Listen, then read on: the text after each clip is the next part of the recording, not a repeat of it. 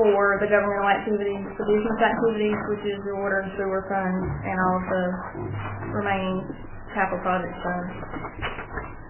That's basically all that letter states. There was nothing that we highlighted in the letter standard that we just issued our clean opinion on it. Page 3 begins the financial statements. There's two, like we went over last year, there's two separate sets of financial statements. The first top level, the statement of acquisition and the statement of activities, is GAAP level, top level financial reporting. So this follows GAAP and not governmental fund accounting. The following statements will be a little bit truer in how your general government operates is on the fund level, but these have to be included in our financial reporting. So the difference is that these top level GAAP financial statements carry long-term liabilities and long-term assets. So you'll see where all of your non-current or capital assets are included on these statements, whereas in the next fund level statements they're not. Capital items when they're purchased are expensed when they're purchased, and there are no long-term assets or liabilities on the following ones. So that's the difference. At the end of June 30th, the end of 2016 fiscal year, there was cash and cash equivalents. You'll see three columns: governmental activities, which is all of the general government; business type, which is only water and sewer; and then the total. Total cash and cash equivalents was $682,841. The restricted cash, which is for capital, reserve, debt service, any kind of restricted, the SLOSS funds, all of the SLOSS fund accounts are all restricted. If we have questions, would you rather wait till you got through? If you stop me anytime, if there's a question, I can answer them as we go.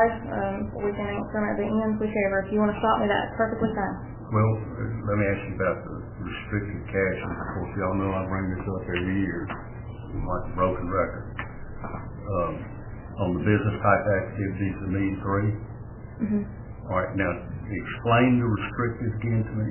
Okay, that is for debt service, like the sinking funds, the bond sinking funds, the dollar amounts that have to be maintained for the bond covenants with that. Can I interrupt you before you go over that? Is that not now water and sewer that we're talking water about? and sewer. Is that sure we're talking about water and sewer? Right. All right, water and sewer fund only. All right.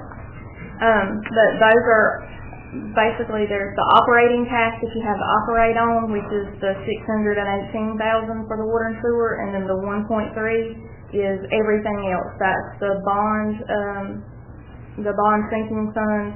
That's for any kind of, there's several accounts that are for capital reserve, capital project, like the well and tank. There's different, like the diversion project, wastewater treatment plant diversion project. There's several different accounts, and all of those are for a specific project and a specific purpose. So they're restricted. Their use is restricted. They're not broken down in dollars, though. They are not broken down in the audit, other than just unrestricted cash and restricted cash. Okay. So as I've said before, if you would like to, we, on our note disclosures, really it's the financial reporting responsibility of the city to provide any additional disclosures, unless if we're required to by law to report something in the report, like by the state or the Department of Audit, we have to include certain note disclosures. But in addition to that, if you would like anything else additional disclosed in the notes to the financial statements, then we're happy to put that in there. So if you would like to see that, then we can make a note of that, and next year, whenever I present the June 30, 2017, I can add additional note disclosure to break down the governmental funds as well as the business type activity funds, the checking accounts. But now we can ask Tammy, and she can construct the list that will sure. come up. Yeah, now they are all separated. If you print out your general ledger or the balance sheet through the city, it lists every account in the balance. And all I did is take and add up all of those general ledger accounts to come up with ours, because we don't report at each individual checking account level. Ours is classified, is grouped together by these, because that's how it's reported. But now there's the trial balance, and there's a balance sheet every month, Brennan, and it breaks down every account with the bank balance that makes up the amount. But we can add that to the report. Well, too. no, it's not necessary as long as we get it from Tammy. It's still, as y'all know, it's my contention that, I think I saw it early in the year, there was 282,000, something amount, I saw it early, I'll find it later, that is set aside for the bonds, the loans, we have to keep a certain amount of reserve that's restricted, but a number of years ago, long before I got on the council started putting that money for future projects, and I did, some of that was not specific projects. Tammy's not here, and it's my contention that we have money there that is not restricted, although it's listed as restricted. But you've got to remember, Tammy went over at one point in time that some of those funds that had not been restricted was spent last year. Yeah, some of them were. A lot of them more that were. There's not a lot more. She went over that with me the other Okay. day. Well, I'd There's like to not a get a lot. copy of it, if you'd ask her to make a copy. That's all. Okay. The next line is the restricted investments, which are some CDs that are on the water and sewer funds, and that totals $572,000. The next is the receivables, that's accounts receivable from customers, from other governments, like due from the state, your SPLOST money that was a receivable at year end that was received the following month subsequent to year end. And then your inventory and all of those current assets total $1.3 million for the governmental, $2.6 for business type, and a total of $4 million entity-wide. The next section is the non-current assets, because this is the GAAP level reporting financial statements. The net pension asset is $93,000. That's for your retirement, and that was the new item that was added last year for the GASB 68 reporting the implementation of pensions. We have to carry that balance, and y'all are one of the few cities that actually has a net pension asset instead of a net pension liability. I would be willing to say that probably 90% of them have a net pension liability, meaning that they owe more to fund their retirement, their pension, than what they've actually paid in. So y'all are sitting really well there still. It dropped a little bit from last year, but y'all are still sitting good there. The net pension asset, you're actually overfunded by $93,000, but it changes every year because it's on actuarial evaluations and projections over the next several years, so that's going to change every year a little bit. The next section is the capital assets. Out of all of the assets minus the accumulated depreciation on those, the net was 9, and they include the $93,000 also. Let me interrupt you there. With that pension asset fund, and it's good to know that we are in the positive. But I noticed that's listed in the governmental activities and in the total, and there's nothing listed in water and sewer. But is water and sewer employees and their retirement included in that 90-something thousand? It is, and the only reason is because the majority of it is carried on the governmental. On the general fund. On the governmental activity. But it is, they are included in that. It is. All employees of the city are included. But it's immaterial it's really immaterial to break it down in between it and do the allocation, so it's just carried on the general fund. That's good. And then the deferred outflows of resources, the $176,000, that also goes with the net pension asset. With the GASB 68 implementation, you have net pension asset, deferred outflows of resources, and deferred inflows of resources. And all three of those numbers are all specifically relating to the pensions. It doesn't involve anything else in those numbers. The total accounts payable, $124,000 for governmental, $10,000 for business type, for a total of $135,000. Customer deposits is only on water and sewer, of course, and then the current portion of long-term debt and the non-current portion of long-term debt.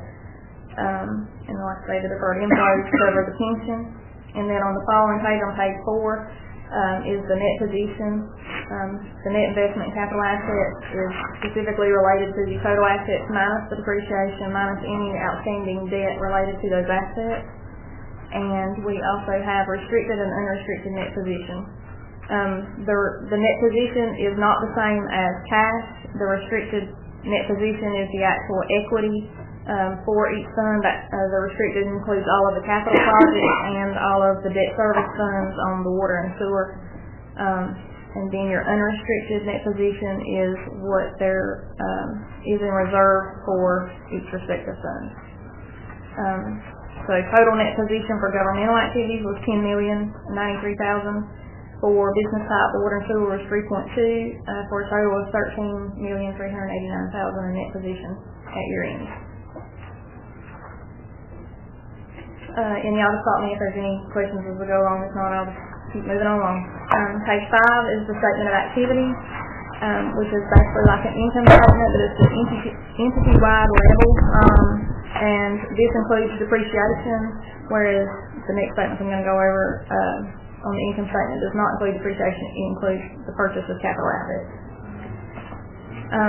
There's a lot of numbers on this page, but the ones you're probably going to be more interested in seeing, it breaks it down a little bit how you all operate at the general government level will be on the next one. So I'll just highlight this page. Down at the bottom, the change in net position was $443,000, meaning your net position increased by $443,000 based on the GAAP financial reporting.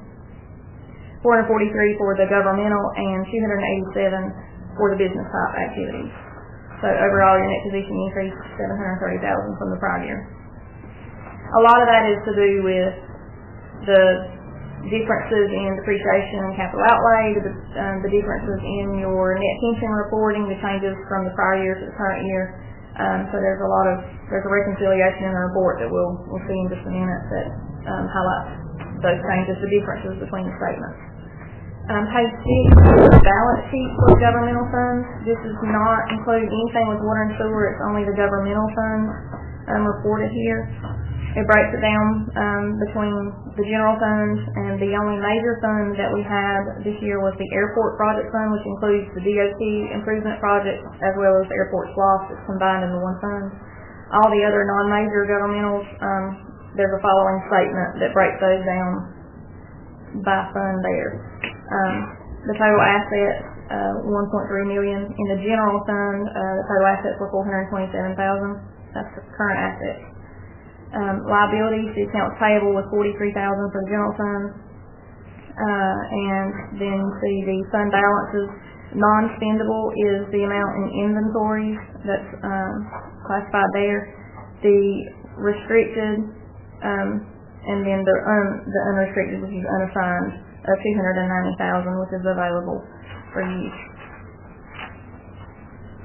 Page 7 is one of the reconciliations that I was referring to.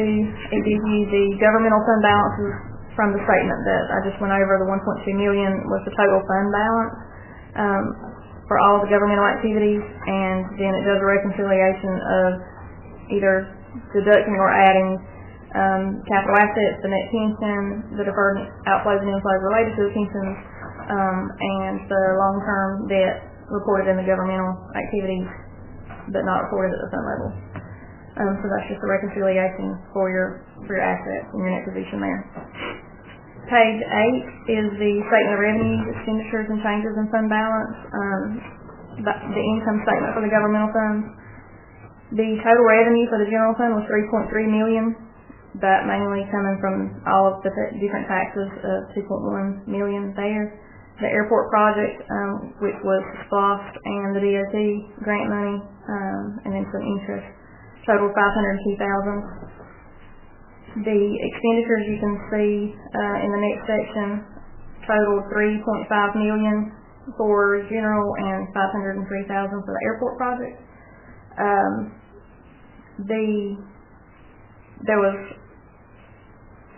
a net loss of $138,000 in the general, and it's mainly attributable to any kind of purchase of capital assets was included here as capital outlay. The total purchase price of it is included here. The significant increase, there were some projects going on in the current year. The significant increase from last year to this year was the golf course. The Parks and Recreation received the expense of $229,000. I think I had prepared a little recap of the revenue and expenses. I think Bernice had already passed that along to you all. So you can see there was a significant loss there for the golf course. Currently, it's being reported in the general governmental activities in the general fund as a department, but there are a few that report it that way. There are some that report it that way, but the majority of cities that own golf courses end up setting them up and reporting them as an enterprise fund, just like your water and sewer fund is set up as an enterprise business type activity. And that's really at your discretion, but it would be recommended that it be set up as an enterprise fund, especially sustaining such losses, because if you don't move it out of the general, it's a lot harder to keep track of it and where your expenses and your revenues stand with the golf course. But it's not required by law to set it up as an enterprise fund. If you're saying that it's good business practice, you're recommending it. Yeah. Or is it not? Correct me if I'm wrong. Is it a law? No, it is not. It can be reported under governmental activity. You can't say like you've got it, but you're recommending set it up as an enterprise fund. Yes, and that's the recommended practice for it. And That's when they recommend a practice, it's pretty much you should do that. That's what I thought of when I looked over this. You can't really. Right. You can't get a true picture of, okay, this is how much we brought in, and this is how much that we expended for this. And so if it were to continue at a loss, like it sustained this past year, then it would drain the entire general government, period. So from a functional standpoint, Tammy needs to start doing that. And yeah, we can set it up as a separate fund. She can do that, and we can, as far as from our reporting, we can report it next year. It would need to go through the board and go through the process of being established as an enterprise fund. We can help you all with that, but Tammy can set it up on the books as a separate fund if I were, and so we're in fact on there. I've had a lengthy conversation with Tammy too about the airport. Mm-hmm. We're buying thousands and thousands of dollars worth of fuel out there, and we haven't had a real good accounting of how much revenue, what we're actually making with our airport fuel, and then with our hangar rental and all. And here again, this is what I think we need to bring up with Tammy. Not sure, and I don't think we probably need to interrupt your audit report here.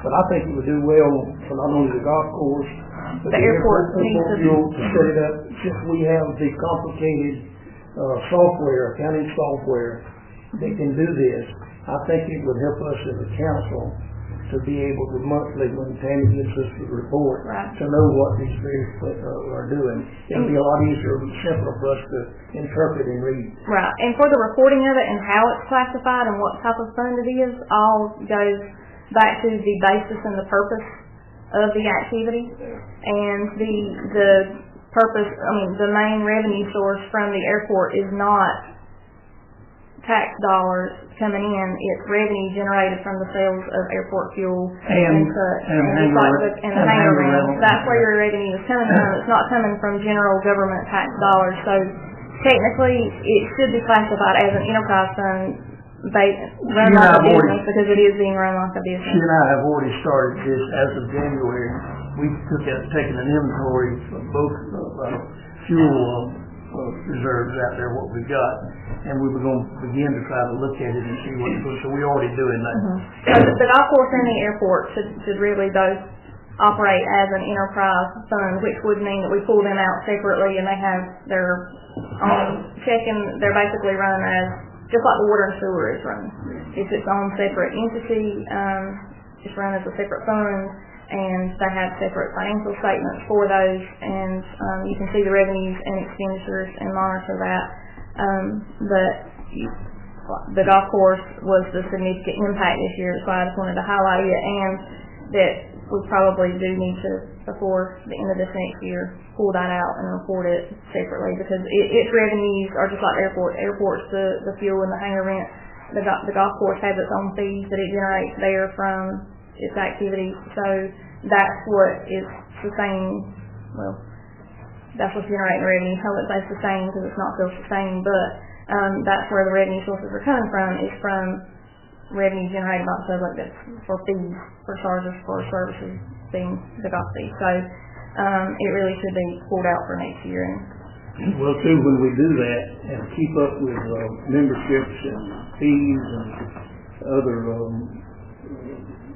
receipts out there, then when we do get to our budget year, we know how much we got to pull from our. And Tammy has a separate account on the general ledger for all of the golf course fees, even broken down by greens fees, membership fees, concessions. Everything has its own general ledger account, so you can look at it and see exactly where the revenue come from, and from what area out there, and what the expenditures were for. So they're separate general ledger accounts. All those accounts just need to be pulled out and set up a separate fund for those. It's really just while we're on this, ask for furniture, when y'all, code the checks and so forth, invoices and so forth, as far as our public part, that comes under public works, doesn't it? This line item is Parks and Recreation, but I think that's just the golf course, isn't it? That's on the Parks and Recreation is on the golf course. On the golf, so. Yeah, it's Okay, covered this. so the parks comes under public works. Right. Our parks part, okay. Okay, so the bottom of this statement, the net change in fund balance for the general fund was $128,000, a decrease in the fund balance. And for the airport project, there wasn't a whole lot of change there, $1,483, and then all the other non-major governmental, which we'll get to in just a few minutes. So the fund balance at the end of the year is the bottom line there for this statement. Page 9 is the reconciliation. The other one was Just before we leave that, change in fund balance, we don't have anything to show, you're showing that those figures are actually in relation to last year. It's that much, $321,872 less than it was the previous year. That was the net change for the year, but most of that is capital outlay. Because capital outlay is included in this statement. So the amount that you actually expended for any equipment that was purchased, and there were some equipment purchases, and there were some significant expenditures, just like on the airport project. There was $500,000 on the airport that was spent on capital project stuff. So it's including all of that in this statement. It includes the total dollar amount of any kind of capital outlay. Also, it includes your principal and interest on your debt service on any loans and outstanding debt. It includes the payments on that too deducted. Well, it definitely reflects that we spent more than we took in. Yes, sir. About $321,000. Page 9 is the reconciliation of statement that we just went over, reconciling it to the statement of activities, which was the gap level income statement that we went over, the second one that we went over. Page 10 is the statement of net position for the proprietary funds. It's the business type activity, meaning the water and sewer fund. This gives you, we'll give you a comparison here, because this is just its fund and its sales to 2016 compared to 2015. Total cash, $618,000. Restricted cash was $1.3 million. Investments $572,000, and accounts receivables, and all the receivables net of the allowance for doubtful accounts was $159,000 for a total of $2.6 million in current assets. The non-current assets totaled net of accumulated depreciation was $5.8 million for a total of all assets of $8.4 million for the water and sewer. The next section is the liabilities. The most significant is the customer deposits payable and the current portion of the long-term debt. The non-current liabilities, that long-term debt is almost all the bond, the new bond that started last year. And the last section is the net position for water and sewer, the net investment in capital assets, and then the restricted net position, which is for your debt service, and the unrestricted net position of $627,000. I wish everything operated like that. That's a good report. Blaine, you run a good show. One can dream, right? I bet every city in every state wish that they could operate like that. Not all of them. Some water and sewer funds don't look so great, but y'all are fortunate. I'm not an accountant, so explain to me the difference between the restricted over here, which is 1.3 million, and the debt service here is 1.9 million. What's the difference? Somewhere at the bottom of page 10. Yeah, the bottom end. Okay, part of 10 versus what he was asking for on the front page. Yeah. As opposed to on 3, what's the difference there? Or why is it there? okay, now our statement of net position on page 4, the restricted net position is 1.9. Okay, well then I guess my question is, why is there on the net position difference in I'm not an accountant. From the cash? Yes. Because net position includes all of the net income or net loss from every year. You take your cash, all your assets, and then every year you have your revenues minus your expenses, and you either get a net income or net loss. That rolls into your equity, which is your net position. So it's not going to be the same as your assets or your cash, because it takes into account the net income or net loss from each year, and it accumulates in that account. Thank you. Okay, let's see. Where are we at? Page 11. The income statement for the water and sewer. The total charges for services was 1.5 million. There was a little bit of miscellaneous revenue, but the total operating revenues was 1.5. You can see each account classification of operating expenses totaling 1.4 million. So you actually had income from operations of 126,000. There was a little bit of investment income, meaning interest on the accounts, and the interest expense, which was to pay the note payments, the bond debt, was 143,000.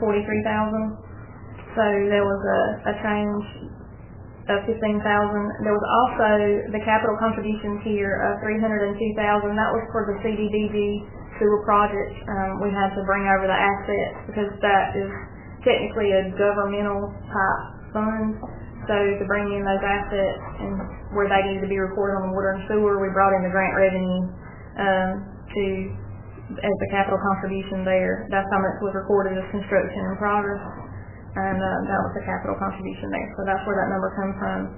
So it actually made your bottom line look really good. The change in net position was 287,000.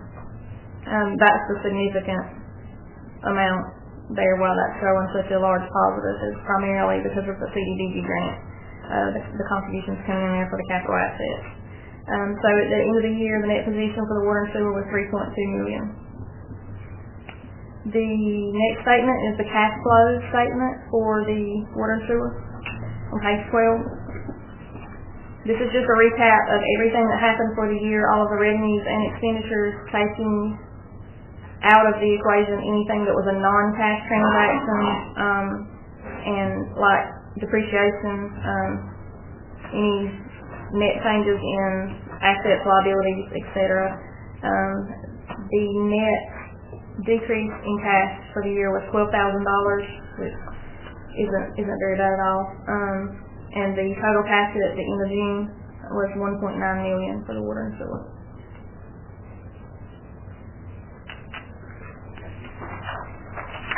Page 13 starts the notes to the financial statements. These are pretty much the same as they were last year and pretty much every year.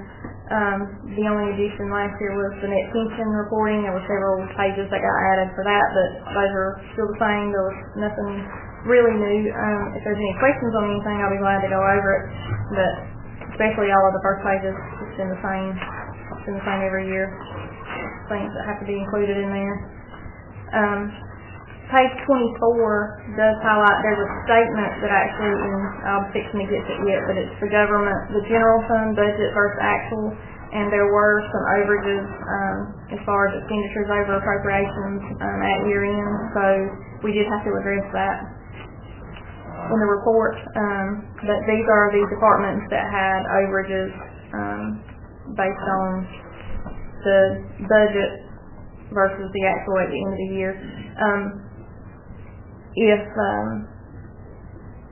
at the end of the year your meeting following, and it comes down to timeliness of having everything together. Like at the end of June, if you have everything for the year together except for the month of June, then as soon as June 30 is over and you get your bank statements in July for that month, you can get everything reconciled and get all of your year-end adjusting entries done and have time to do a budget amendment in that July meeting to amend anything so that you would not have overages on your budget. But it would take having everything done in July. Let me understand that now, because I'm really interested. You're saying that even though the year ending this coming June 30th, we'll say, and when we get through we're exceeding our budget in some areas, you say that if we do our homework right, and Tammy is aware and helps us, that we could make an amendment in July that put our audit finding that we were within our budget. Correct. We discussed that, and I thought that was what we were going to do, and that's why this kind of disappointed.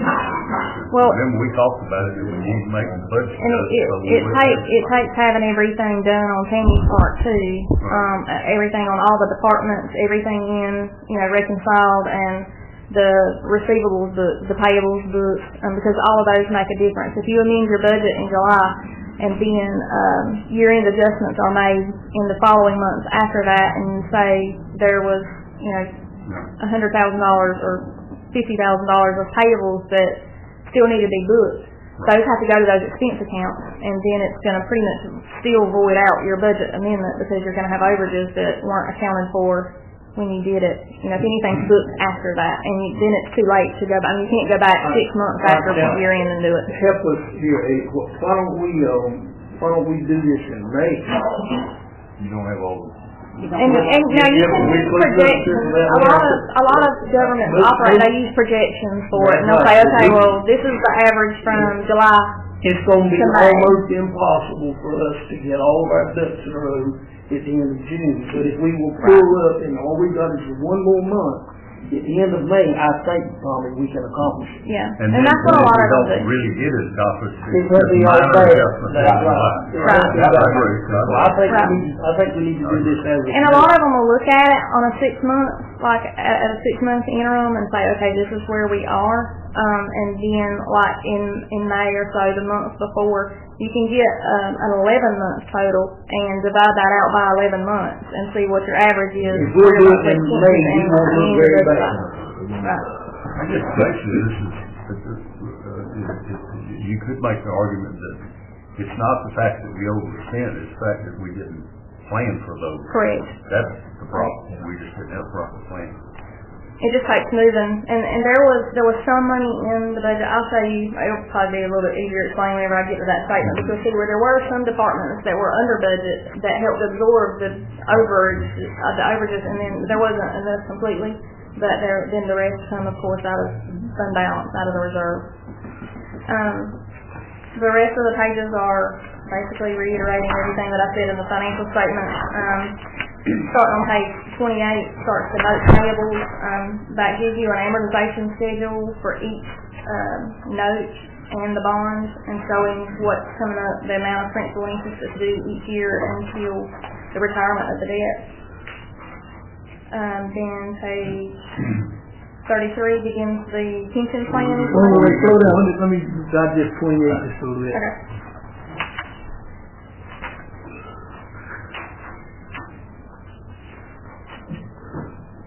Okay, yes, page 28, the first one is your bond.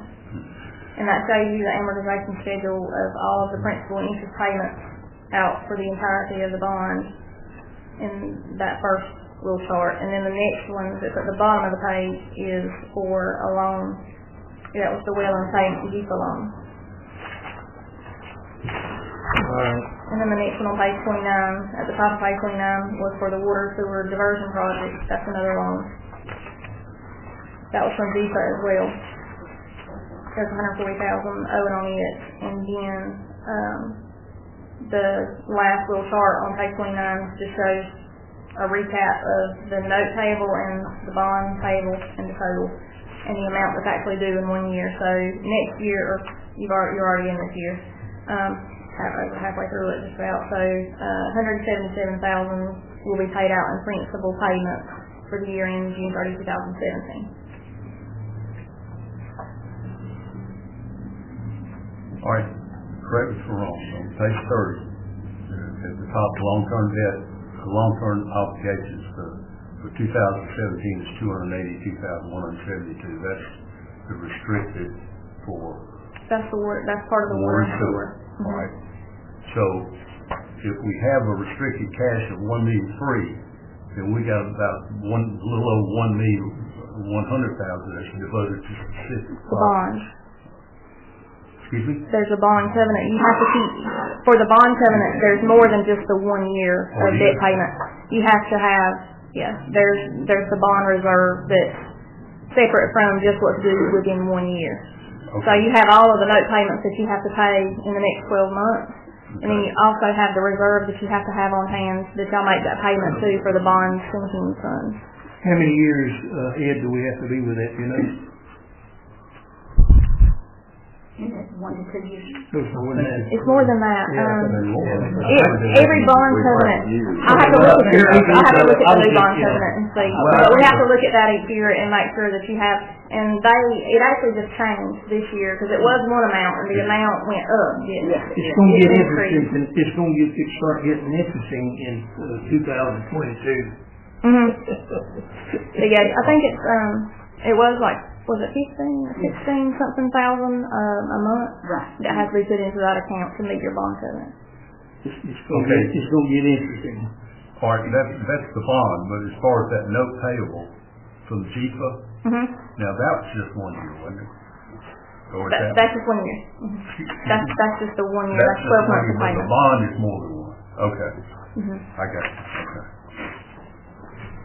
And we just have to say the amount due in 1 year because of reporting short-term and long-term liabilities. Short-term is 12 months or less. So we have to break it down into 12 months, what's due in 1 year of all your debt, and then everything else is long-term. But as far as the amount that has to stay in reserve is different from the amount that's just due in 12 months. Does that make sense? The bottom of page 30, or halfway to the page, it starts the governmental activities. There was a loan for some police cars that was paid off during the fiscal year. There's one more payment on the lease agreement for one of the excavators. That's at the bottom of page 30. That'll pay out. There's also at the top of page 31. There's one more payment for a backhoe. That'll pay out in 2017. And then you can see the other two. There was a garbage truck, and then there was a fire truck that was, I think that was purchased last year.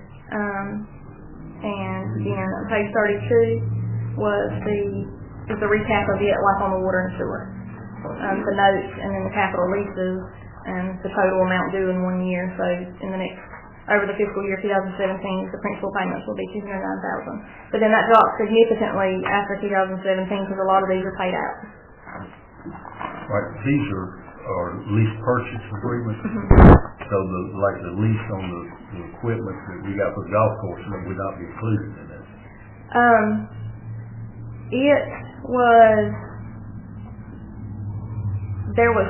There's a little bit of a timing thing with it, and the difference between just the capital items that were purchased and then the operating, there was part of it that was considered operating lease rental, and then there was a capital lease of some of it. And there was actually $65,000 on those expenses. When you looked at the revenues and all the expenses for the golf course, that $101,000 on equipment rental, all of the payments for all of the equipment were included in that $101,000. But $65,000 of that was capital equipment purchase. So $65,000, I pulled $65,000 out of that account, and it went actually to your capital assets and was depreciated. Now, on that fund level statement that you've seen, it's included there because capital outlay is included. It's not segregated there. But at the GAAP level, financial reporting, that $65,000 was pulled out of the expenses, and it was put to capital assets and depreciated. The next section, pretty much through the end of the notes, is all on the pension reporting. If anyone has any questions on it, you can let me know. It's come from the actuarial evaluation. Doesn't really mean a whole lot to have to put it in there. Just to be honest. That's what comes from your pension, from the pension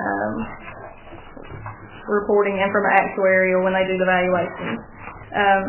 It's just a lot of numbers made up over the next several years.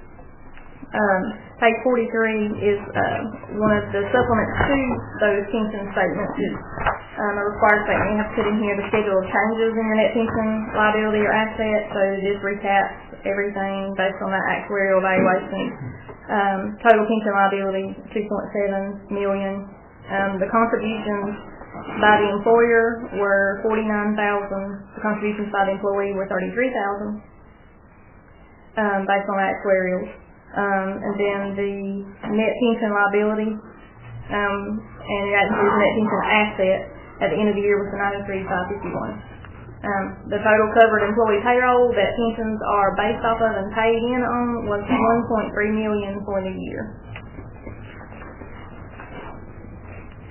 The next statement on page 44 is one other statement that we have to include the schedule of contributions. The amounts that they determined for 2015.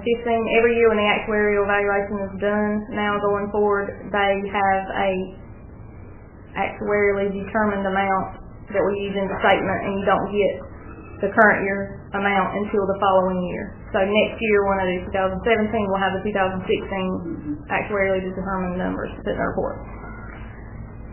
Page 45 is the one I was talking about. This is the budget versus actual for the general fund.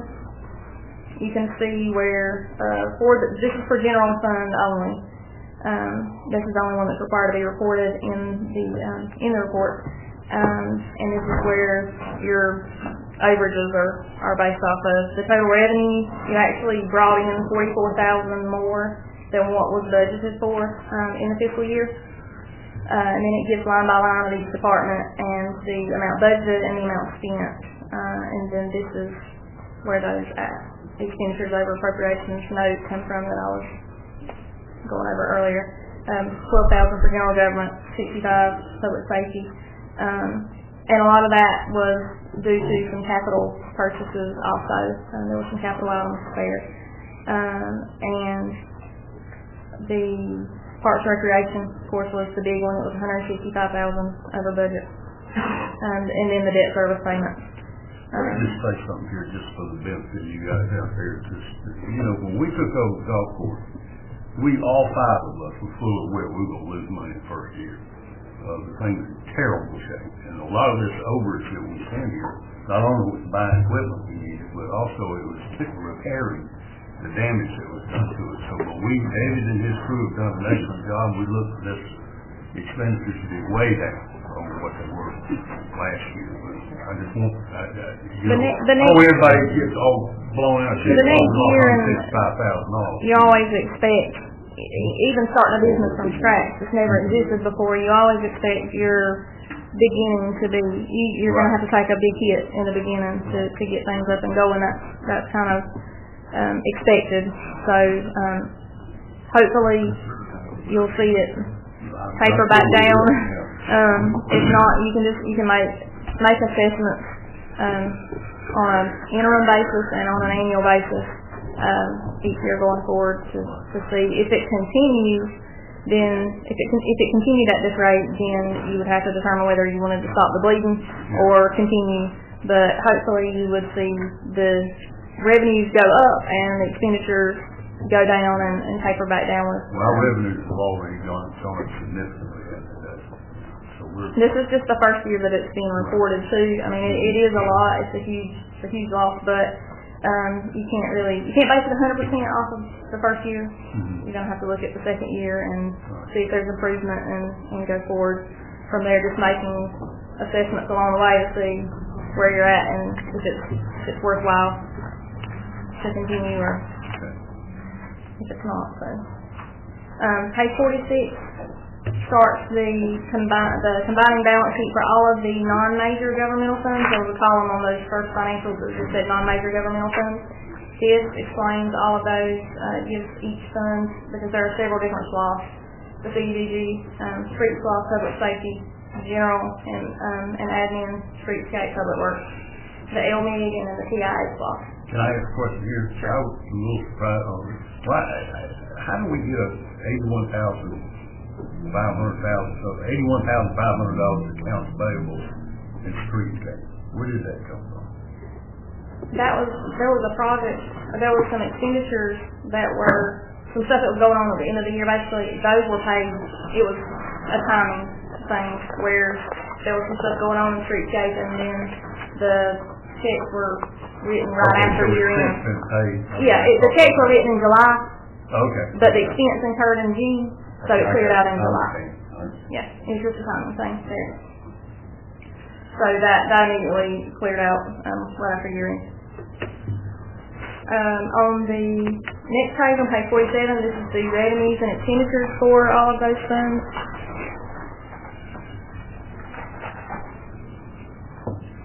It gives the change in fund balance and the ending fund balance for each one of those.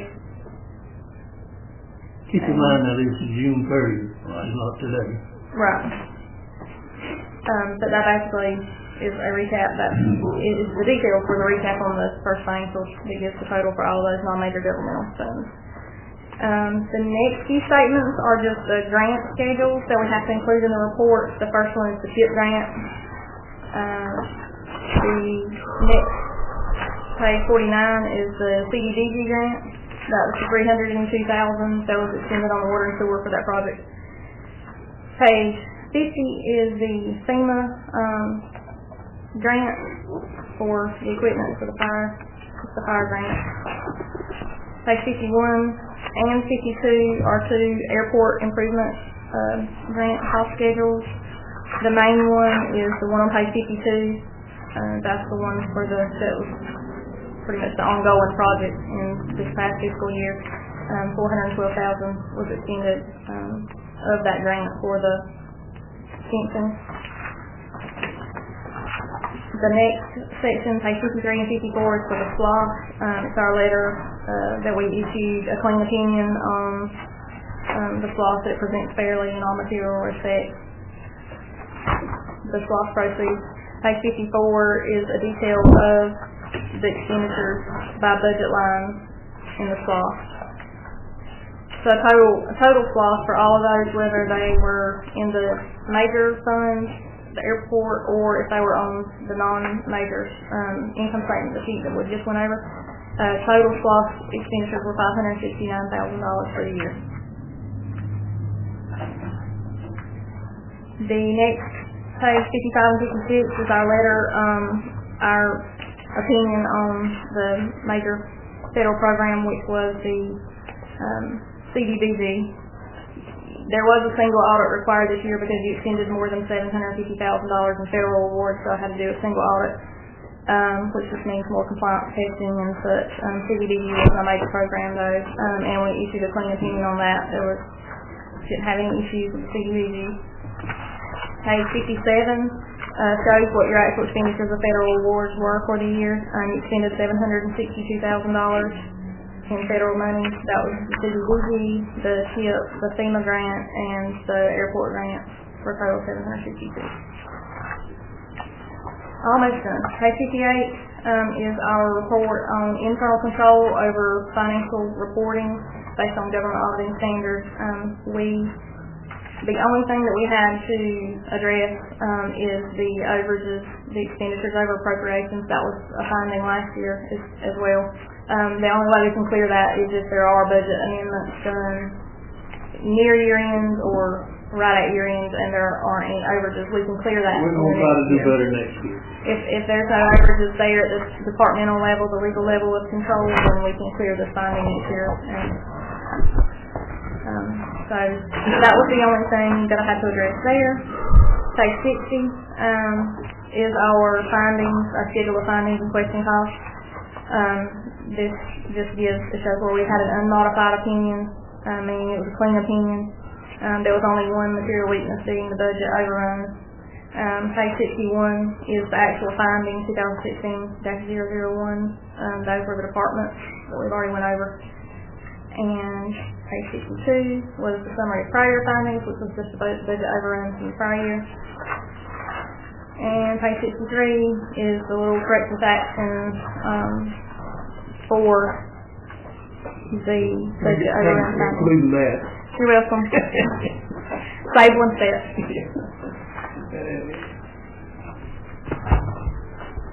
Okay, thank you for your report. Is there any other questions? If they accept this, we don't look to hear from them if we decide to do it, any other projects, right? I mean, put in for any grant. Do what now? I'm sorry, I didn't hear the first part. We don't look to hear from them anymore with what you... Yeah, the corrective action's already in here, for that finding, and it's already been submitted. I've already submitted it to the Department of Audit. And this past year when I submitted the audit report, they're very, very, very picky. Right. That's the only one I'm And worried about. last year, when I submitted it, they did not have any changes in my report. So, thank you. So, it's a little bit of a miracle, but they didn't have any changes, and they approved it. And there was a couple of little recommendations for future reports, and I went through and did all those recommendations in this report. It may just be one word that they'd like to see changed or something. In spite of the fact that we went over budget in several areas, that we've gone over and repetitively here in her report, we run a clean operation. Everything was done legitimately and honestly and properly recorded. And if we'll just try to get our revenue and expense in balance, we'll be in good shape. Yep. It's a good report, really. Clean audit. Yeah, So, good. good Thank you, job. ma'am. I know that was a training station, but it's over. Thank you, Hayden. I bet you're as proud as we are. I am. We gotta celebrate that. Before we get, this isn't an audit question, but while it's on my mind, when I was looking it over earlier, the CHIP program, how is that administered? How do we administer that? I got involved in that a little bit here a while back. We've been dormant in that, for several years. Even though they still got us as an active participant, they did, and she's got an exhibit here. Well, we And you're right, grant closed, it has to be included, and that's the one thing I was gonna ask Tammy about with this next year too. The amount that's left in that grant really needs to be extended if it can, so it can be closed out. It's still available, but Who administers it? administered through the Department of Community Affairs. And the people that do that, they come in and find the applicant and process it. They have to meet all this. They handle all Yeah, that. they come in and Okay. process it, yes. That was my question. The federal agency is HUD, and then it passes through the state. But there's another group down in Waycross, that girl comes in here, and if she can find someone that meets criteria when we do the advertising, and they'll get the money in, and they do that. That's So it's not a city function? No. not really, not really. It just comes through us, I yeah. guess. I understand. And, all right. But I still think in fact, I told them the other day, they asked me about it, I still want us to stay involved in that, and because we've got some people that we can help. It's a good program, so we want to keep it going. All right, thank you all. Well, any other questions for? And by the way, council, Ms. Hay and her firm has been paid. Thank you for that. Thank you, Hayden. Appreciate it. Have a good weekend. All right. Okay. Gosh, that was the way I run council meetings, the hour's up, we're ready for a motion to go home. Don't say that, why you're All right. No, we can't do it today. All right. Okay, Mr. Goods, you're on. For those of you in the audience, this has got to do with our zoning committee. Mr. Goods is chairman of our zoning group, and there's some people requesting some changes in our zoning, and occasionally with things as we plan and try to zone areas for certain businesses and all. Time plays its toll, and sometimes we have to make modifications. And Mr. Goods is going to tell you about some requests for modifications. First of all, the zoning board had a meeting yesterday, and we discussed rezoning all this area on Curry Street from Larry Contos Boulevard down to Walnut Street, which is the city barn. And this would also include this little area right here on Fraser Street, just back next to the Havenhurst Recreation area.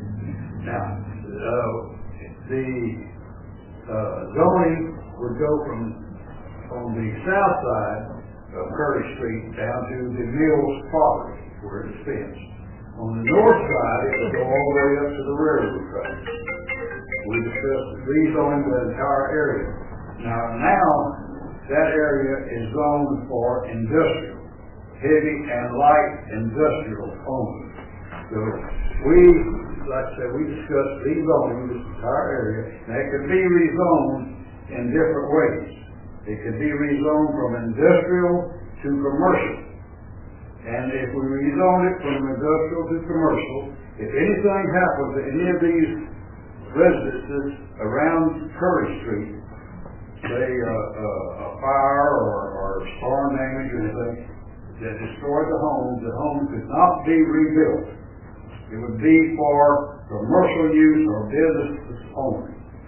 Or another way it could be rezoned is from industrial to residential, which means if anything destroying any of the homes, the houses that are there now, rebuilt and still used for families. So the findings of the board was that we rezoned this entire area in here R3, residential, for family use. It could be, it's a high-density, multi-family residence. That would include duplexes or apartments. Duplexes or apartments, that's multi-family, that's what I thought that is. High-density, multi-family. And if anything happens to these homes, they can be rebuilt, or if, say, a home was to burn, they could build an apartment there. You understand? So the findings of the zoning board was that we changed all this entire area here to R3, residential 3, so that you could have multi-family units or single-family units. Now R3 is the type houses that are there now. If they wanted to rebuild the house that was destroyed, it would have to be at least 800 square feet of living space. That's the type of house that is there now. Minimum, if it's a duplex or if it's an apartment. It's got to have a minimum apartment, but it has to be at least 800 square feet of heated or air conditioned space. And like I say, the findings of the panel. That would also cover this request we had by Mr. Wooten for a change in the 54 Curry Street, which was the old Havenhurst Savings and Loan. So the zoning board did meet, and they're recommending that that area on the south and north side of Curry be changed from heavy industrial to R3, which is these small apartments. Right. Now the only thing, and I think that's fine, and I trust y'all, and that's what y'all are here for. The only thing I want to insert in this is this. Put your finger right there at Larry Contos at this end, Bobby, where people can see on that map. Starting right there, and then go across the railroad track there. That big thing right there, go up to the railroad track. That's on that further is the railroad track is that big line right there. Right around here. Yeah, all right, then go on up that thing to the entrance into Walmart. No, come on back to Walmart. Right, go straight on up. Go on up. There's the right there is the entrance to Walmart. Mm-hmm. From there to Curry Street is going to be an overpass. Right. And when the train is uptown, all that traffic's going to come down Curry Street now and to get over there, and you're going to have a heck of a Curry Street is going to become a very busy street. And I just want that inserted down, and then I'm going to hush. But see, you cannot really widen Curry Street, because if you try to widen it because of the traffic, the houses that are on it now, you'd be cutting off just about the front porch. Well, another thing I'd like to inject too, it being zoned as is, there's accessibility to the railroad track in case we take and have someone want to put a business in there that needs rail accessibility. At this point, if somebody decided to put something in there, then they can, and they'll have rail accessibility if they need it. If we take and rezone that R3, then we're gonna have duplexes or whatever else there, this, that, and the other. We have very little rail accessibility in Hazelhurst as it is. And I mean, it was rezoned for the purpose that if the houses go ahead and fall down or become within disrepair, this, that, and the other, they can't be rebuilt, we have that accessibility there. And, because the other side's not there, I mean, but like I'm saying, that's my opinion, I want to put that out there also.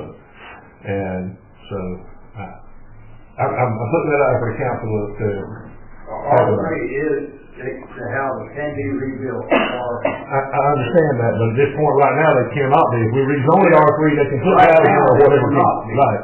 And if it was rezoned commercial, they could not be. Exactly.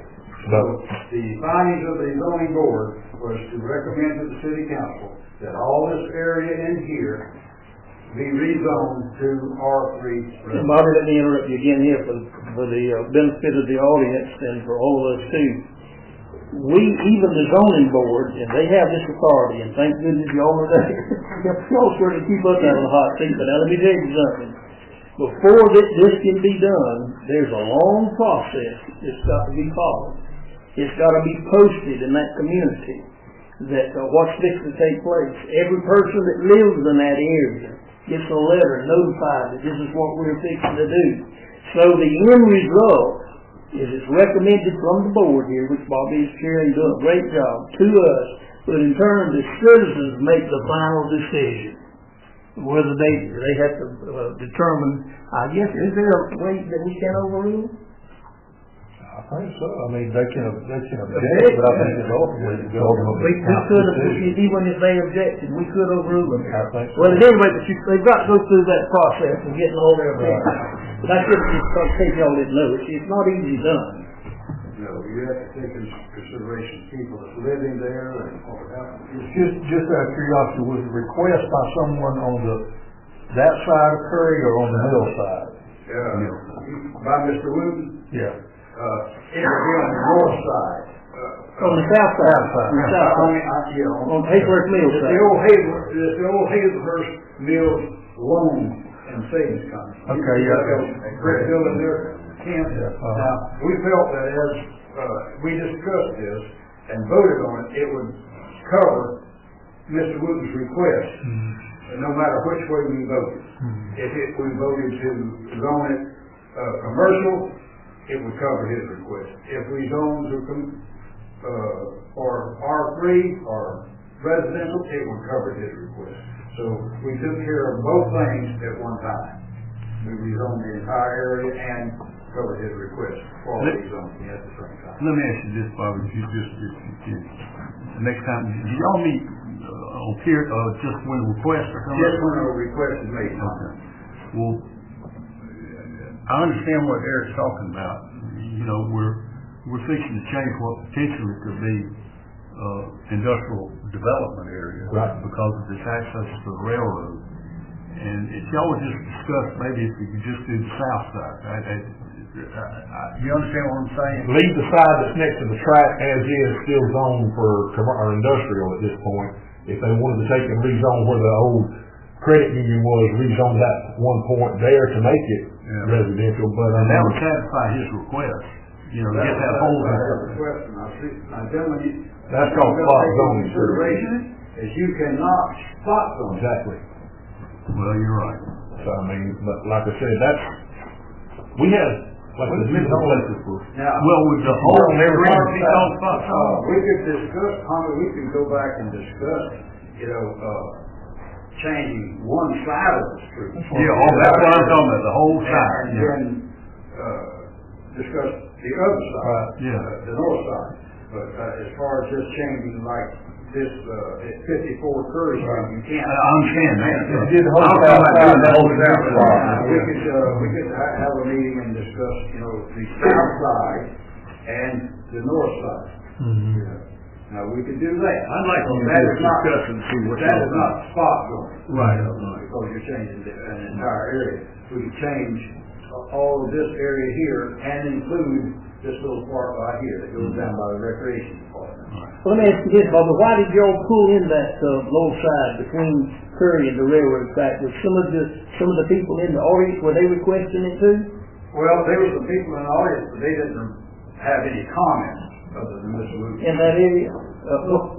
There were four property owners, there were four here that had property owners. Yeah, but Ricky Crosby called in, Jack Crosby called in, that got property. So Jack and, Ricky, and who else? Owen Wooten owns Owen Wooten owns 2 or 3 properties on the north. On that railroad side? Yeah. So he had interest on the railroad side and the both sides, and then Jack and Ricky Crosby, and what about, Larry Crowley? He was involved in that too. So, one thing you need to remember is there's like 6 or 7 vacant lots there, that if these guys, if we go to R3, they'll put something up there. They're in the process of building. If you look at the tax base that we have for that whole Curry Street now, if it stays like it is, it may be 10 years before we get that rail spur. Plus we got to condemn it, buy all that property. Looking at the total skid road, if you go ahead and do this R3, you're going to have new apartments, new houses, and renovations for properties that are there. It's going to make our tax base go up. Which is something to consider. I can try to understand that, and like I say, I'm thankful we got a zoning board, but I'm glad I don't have to. But, the other thing is, like Eric just mentioned over there, but I know that you're gonna have some children, because we got a sidewalk on one side of Curry Street, thank the Lord, we got a good sidewalk there. And if you fence it properly, but I know that, with the apartments and what's going to happen there, and it being residential, you're gonna have families with children on the street, you're gonna have people flying to get around the train, and that's gonna be a busy street, but that's your problem. When y'all get back to me, I'll vote one way. This right here is nothing to what's going to come up in the future, so of course. You need to put anything up with the week, we can't have to take any action today anyway. Anything else you want to present to us? I want to sign a copy of our findings. And Bobby, thank you for what y'all doing. You're doing a good job. Okay, let's go to the next, we don't have much to do, but Bernie, what's this with the qualifying fee? You take care of this right quick. This is a notice that will be run in the local newspaper, the Jeff Davis Ledger, for the week of the 25th. Tommy, I sent you and Anna an email yesterday. We've got to run the notice for qualifying fees. We've got 2 council positions that will be coming up. The qualifying will be from Monday, August 21st. Beginning at 8:30 and will end at 4:30 p.m. on Wednesday, August the 23rd, with the general election being held on Tuesday, November the 7th. Well, why in the world? We got the money in the paper in January. You have to. It's the law. Okay, it's the law. All right, well, we will take this up next week, Warren. Or you got to get it approved now? No, next week. All right, okay, all right. Okay, we got anything else? Nothing. We have been hashing this, item 6, the position and mapping of our water and sewer, utilities. And I started this back when I was mayor before, and got a little simple program going, and we let it fizzle out, and then we come back, and we started talking about it. And the other day, John Bloodworth and Tommy Purser and I were out on 341 when an eruption occurred, and there was no way to turn off the water. We couldn't find a cut-off valve, and we got quite frustrated. Now, the thing that I want to say is that we dilly-dallied and talked about this long enough. And I think we as a group here today or in the next week or so, we ought to make a decision on getting this started. Bland is a walking encyclopedia of knowledge of our water and sewer system, and Bland's not going to be here forever, and we keep going and going, and it's a mess. I want to ask the council to please take this very seriously, and let's make a decision to get started on this ASAP. Anything else? Yes. Good, let's move. Eric, on number 7, you and I have met, and I don't think you have either on that. Have you heard anything on that project? About the bids and the contract, you heard anything else about it? You waiting on him to hear back from him? We're waiting on to hear back from him when he's gonna start the project so we can tell him whether or not how we want him to complete it. That's what we have. Well, you know, the council, He was, I called, that he was waiting to hear from us. He was ready, you understand? Okay, well, he was waiting to hear. yeah, well, the council gave Eric and I authority to approve or disapprove the thing last time, and it hasn't come up. But anyway, we'll handle it when it comes up. Okay, now I guess I'll have to handle this too. Y'all get your report on this, number 8, this, Karen Foster Pickering car damage. Pull that thing out and get all those pictures. And has everybody got it? Everybody found this? Dwayne? Yes. Now this lady came to me with this thing, and I went out there, and you see the picture here. It's in front of Harold's Outdoor Supply and the welfare department over there. And if you look at the picture with that hole, and you'll see our storm drain pipes down there. Some's going up and down the street, back and forth in front of Harold's business and the welfare department. And one, if you'll notice, is coming under the street and coming across. It is on the street right away. Those pipes are on the street right away. I got in touch with Mr. Harold and asked him why, when he was there, didn't he make some kind of provision and not leave that thing right there? It was our responsibility not to see to it, to even leave that hole in the middle of that thing. He said he was told to leave it open like that we had to do something about some drainage, and this was before my time. At any rate, this woman had run into that hole. Now, while I'm talking, Harold said, "Bang, if you'll tell me to," he said, "I'm in the weld and fabricating business, and I'll weld you a grate that will be suitable for not only my customers and all, but anybody who turn around and put it." I said, "Would you please do it?" He said he'd have a grate in there very shortly. In the meantime, this woman's pulled the front of a car, and we got to make a decision on it. She tore it up on our property.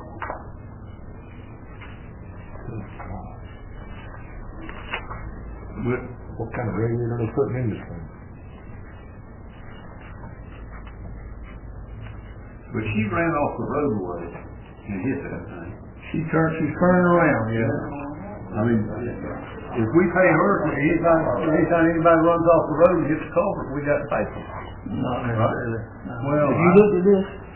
I looked at it earlier, yeah. I don't know. I don't see where it's fault. How did she not through that big hole? It was nice, and you could see. No, it wasn't nice. She tried to so much. She made a turn and turned around and run into that thing is that deep down those pipes. And I don't know. I can see where she's got of course, it's up to the council on the other side, and I'll be glad to inform. Of course, we're going to have to do it today, you know. And another thing too, you might do, Eric, to try to help her a little bit. Try to she's in the parts and see if you can find her a cheaper radiator. I'm thinking like this. I sell radiator for buses that cost this much. All right, would you check on that too between now and next week? And the lady. Actually, this was done at 9:35 in the morning. So was that when you wrote the report? Or is that I think that's when the report was written. This is that date and time. The report was at 6:21. But another thing, I think the report too, now if you want to get down to the legalities of it, I don't think we got a traffic incident. Jeffrey, can you help us on this? You know what? This is just an incident report, correct? I think, well, here's what she told me. She told me she ran in there and pulled her car and thought Mr. Harold thought he was going to fix it. And then she came and got y'all report much later. Yeah. She said it was a week or two later. I think it was a week or two later. So at any rate, y'all, look here, we can go on with this now. I'm tired. Let's study about it. And, we got a week, and Eric, if you can, if you can't get a cheaper price, and then we got, put your own side, whatever you want to do, suit me fine. All right, Warren, district, we modified now for 8A, Sun One Logistics. Now, who's the spokesman for this group? All right, let's come out over there where we can hear you good. And then if you need to call one of them to help, you can get them.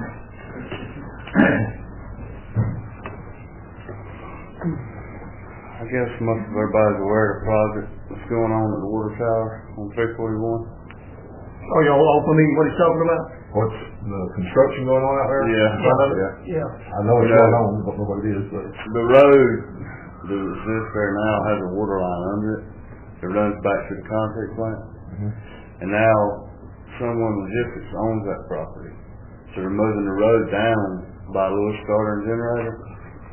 And we want to move that line from there to the new road after they build the new road in there. So they can take up the old line when they do their parking lot. When we get the new line down there and in there, Glenn and I have already talked about this, when we get the new line down and then the new road back in so that we're resupplying that area, we're just going to kill that line and then it's just more trash that you dig up far as we're concerned. It'll be a dead piece of pipe. You'll do what you want to with it. Am I correct, Glenn? Yeah, I met with y'all on it. You just wanted us to come and kind of let everybody know what was going on with it. Right. We're proud of the new industry going there. It's going to be a good additional growth for our area, and I believe you're the gentleman responsible for it. We want to thank you for investing in Hazelhurst, and we're here to help you. No. Yeah, how much questions or anything about it? How much are we looking at as far as what the cost will be to us or something? I believe we was going to cover the cost on the pipe. Incur the cost on connection. They're going to do connections. About $1,500 per connection. You're looking for city cost of about $3,000.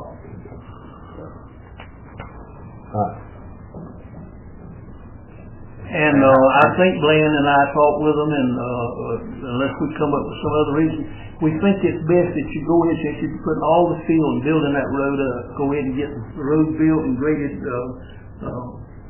done, get it ready, and then we'll put the pipe in later and show you where to put it. Can I ask a question? Sure, yeah.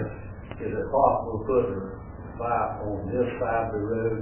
Because they're going to have tied to it also. There's one more question. I talked to you earlier today. I got thinking, is there going to be an easement? We will have to have an easement right. That's what we're talking about putting is on y'all's right away going to on the road. You got about 30 more feet there. Okay. And that way it wouldn't be under the road. If you had to maintain its line or anything, you wouldn't be under that for road itself. It'd be on the shoulder. They got tires there, sewer and everything. And we got to tie into it at the back too. And you got to bring your meter in there, and we'll bring your meter in out there at the front right where we'll do all that. But with the heavy industrial use that's there, and of course y'all doing a good job, you put a good base down. But eventually, I'm sure maybe that'll become a paved road there. You want it surfaced in there, maybe summertime. But we want to make sure that we're within our right of way and where we can get to it without tearing up the road and all. Okay, everybody agree with that? And then when we do cut loose and get that in, as far as us taking up that pipe and all, when you get in there, if you get down digging, it's junk, throw it away. That's what we was waiting on, so we can move that road and build our parking lot right now. All right. And also the sewage, it runs the same with the. Glenn, tell them about it's a fourth main. Back to Highway 341, there's no sewer going through Los Angeles. There's a fourth main coming there. Okay. So we'll come out and have to go straight to the road. Right, straight to the road, sewer, and straight to the new road, and water. Okay. There's going to be a mobile unit office between the new road and the new construction. So would it be better to have two separate lines? Well, actually there'll be three separate lines. Because there'll be one from the washer act with the oil separator, There'll be one from the bathroom in the shop, and one from the mobile unit. So, there'll be 3 sidings. Are we gonna have to put 2 separate, pumps on there, or y'all want to put 2 separate pumps that'll go into the force main? There'll be 3 separate pumps. That'd be 3 sets. How Okay. deep is that? So you can't tie them. You can't run sewers into the oil separator. Well, when you go through the filtering system, come up with decent water that we can put back in there, get this oil separated out of, that's one.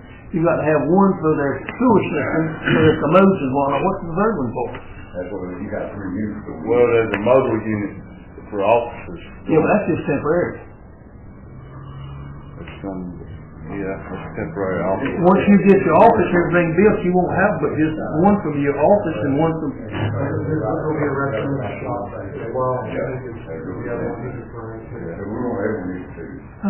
I don't think we need 2, just one for the other. The one you call about temporary, and that'll wind up being a permanent one to the other unit. Yeah. All right, okay. All right, what do we need to do? That's it. Tell you, we thank you and good luck to you. Okay, thank you. You said you were responsible for Sun One Logistics? Did you name it? I do not. Okay. Jim Peterson told me that he always wanted to be associated with the company since this was SOL.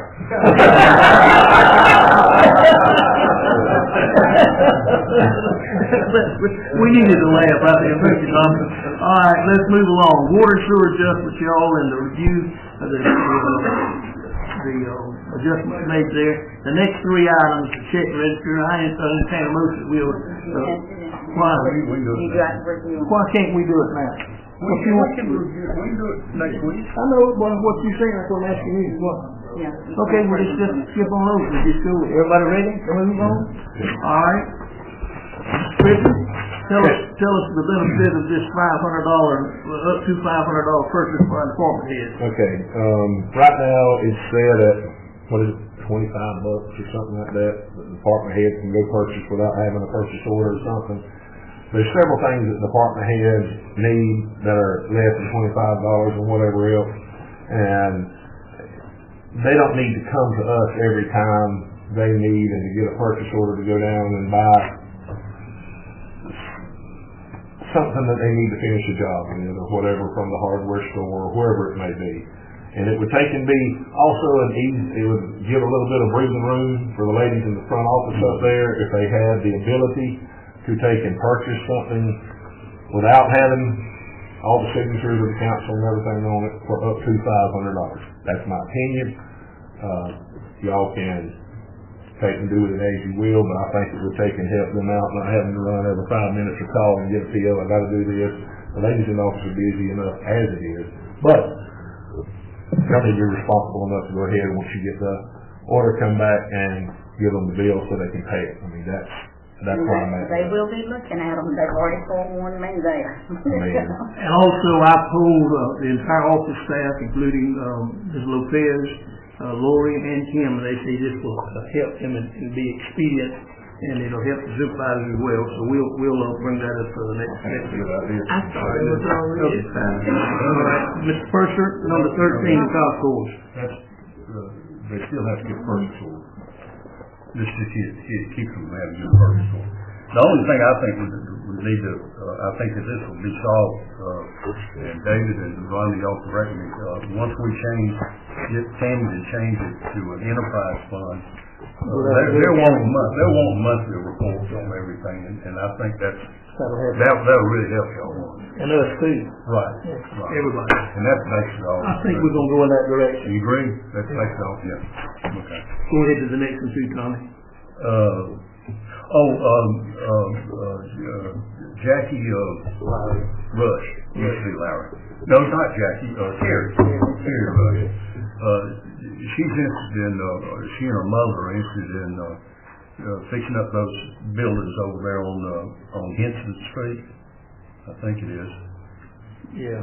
Yeah, not the main street. No, the old bank Henson building. Street. Yeah. And I talked to the mayor about this just in passing, that if we can get that DDA back active, we have that $300,000 for streetscape, about that we can develop a way to give matching grants for facade improvements to fix up, and I just think we need to, and we think about this, and we can maybe do something next week and get that DDA back active so we can help our business people down there. And make our downtown area look And make better. it look better. Yeah. That's all I have to say. Okay, that's good. Let's move on. Ms. Lopez, what are you talking about municipal revenue administration certificate? There is a handout in your packages. It's from GMA. There is going to be some training in Fitzgerald, Georgia. One of them's Avalon Tax 101, Delinquent Tax Collections, Government Fund Revenue Sources 101, Alcohol Excise Tax and License Fee, Occupation Tax and Regulatory Fees, and then the last one is Customer Service and Best Practices. I've been talking with Pam Helton, and one of the things that I would like to see done is Lori needs to attend these first two classes in regards to she handles taxes. The second two, you don't see a space between alcohol excise and occupation tax because that's going to be covered in one day. Kim needs to attend these two classes. They've never had training. They've never had the actual guidance that they need in doing their jobs. They've only relied on what's been passed to them. This gives them an opportunity to go to Fitzgerald. It's a cost of $75 for each class, and Tinley will be attending the last class, Customer Service and Best Practices. I would love to be able to go myself, however, payroll is falling on every one of these days. It's on a Wednesday. But I would like for the council to look at this and let me know next week so that we can vote on it. When are the first dates of these occur? I don't have my list in front of me. Well, actually, I need you to vote on this now because the first class is going to be January the 18th for Lori to attend. Bernice mentioned this to me on the way back from the Okefenokee occasion. I think it would be money well spent. Okay, let's break the rules. I entertain a motion that we allow these employees to attend this meeting. So moved. Mr. Purser made the motion. Is there a second? Mr. Griffin seconded. Is there any further discussion relative to attending these tax seminars? Hearing none, I call for the vote. All in favor say aye. Aye. Any opposed? Thank you. You got it taken care of. Thank you. All right, let's see here.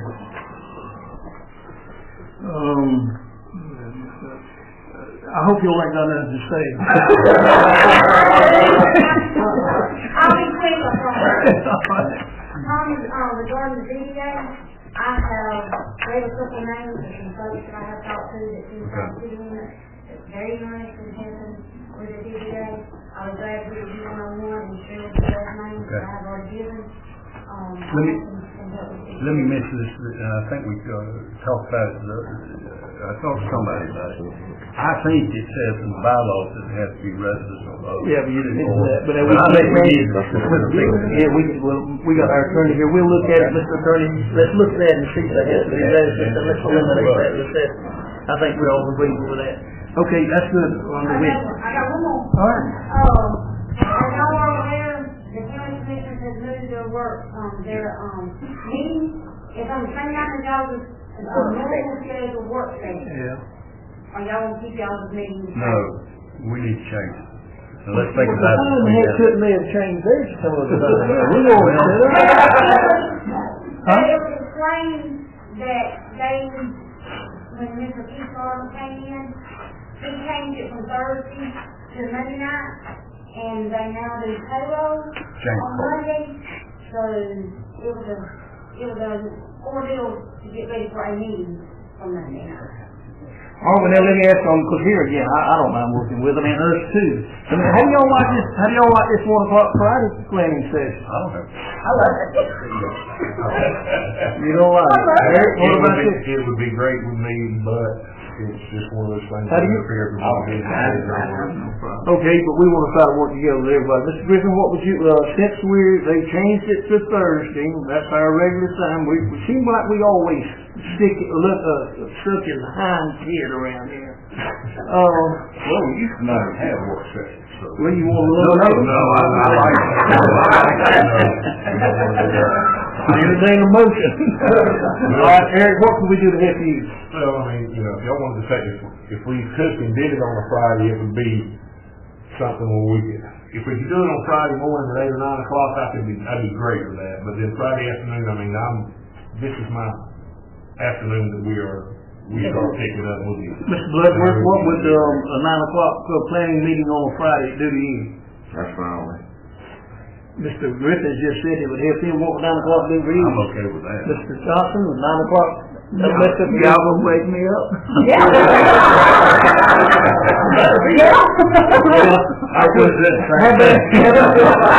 How bad will it mess up your therapy sessions now? Don't you go to therapy at 9 o'clock? Not on Friday. No. Not on Friday. Okay.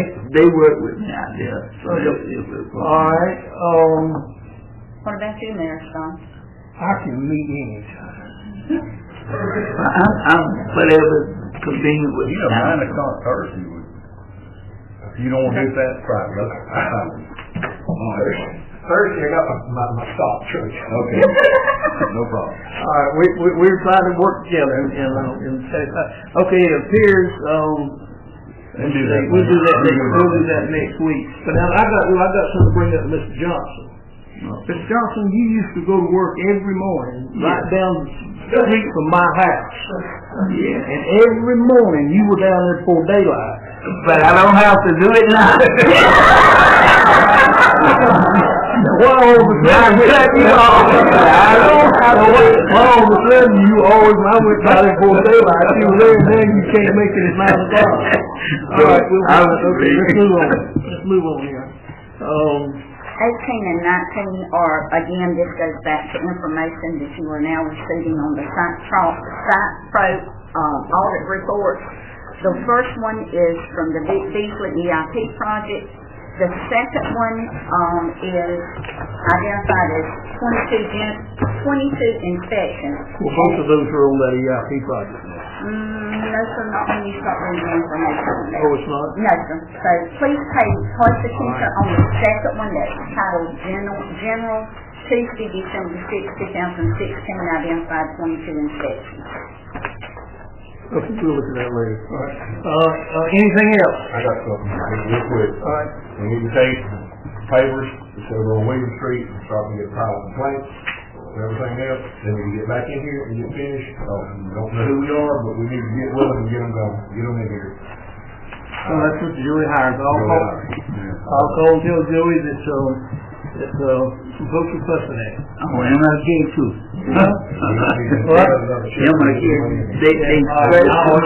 Okay, I'll call Joey. Have you gentlemen come up with something else you want to say while we're here? We have a question. You better state it in a hurry. Well, we want to get a clarification on our building.